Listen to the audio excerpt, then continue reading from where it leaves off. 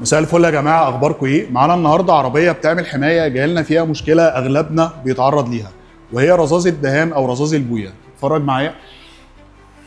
عربيه بالكامل مليانه دهان، الازاز، الفبر، النواكل. بص الملمس.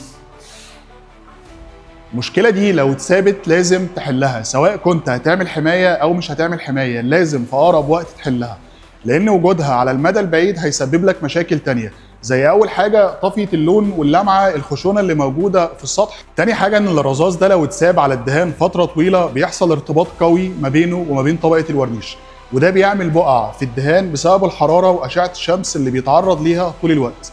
وكمان ازالته بعد فتره بتكون بطرق اقسى بكتير على طبقه الدهان، زي مثلا استخدام ورقه الصنفره. طبعا ده بيشيل جزء من طبقه الورنيش بتاعه الفابريكا، فطبعا ده بيأثر على العمر الافتراضي بتاع الدهان، على عكس ان انا احل المشكله في البدايه ممكن تتحل بمذيبات خاصه بيها، او حاجه زي الصلصال او الكليبر بتحل المشكله بنسبه 100%، والاهم ان ما حصلش اي تاثير في طبقه الدهان.